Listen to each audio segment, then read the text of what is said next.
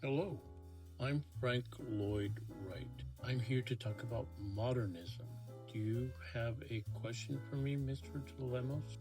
Hi, Frank. Yeah, I was thinking about Picasso today and his ascendancy to the pantheon of great painters of the 21st century. Can you talk about that? Picasso is a painter that I admire, and most, I believe, even if they don't say it, most modernists admire him too, maybe in silence. But either way, I really find that his artwork influenced everyone, including architects. And let me tell you why. He resorted to cubism, lines and form, and this had a resounding effect on the way that we see the world, really.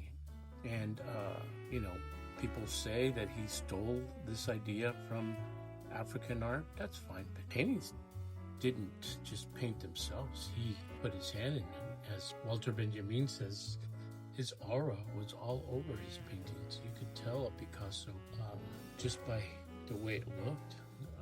You didn't even have to guess.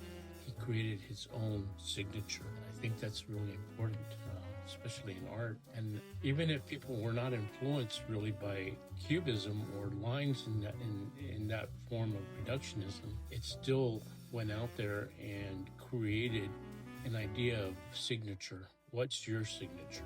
Modernism is created by what you bring to the fore, what you bring to the plate. And I think Picasso did that really well.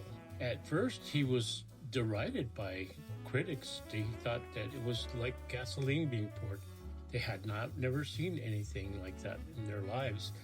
I mean, you have to remember, France, and especially in Paris, they had the Louvre, and the paintings that were there were extremely beautiful and representational. He put something together that was completely abstract and colorful, and people had never seen that. But what do you expect?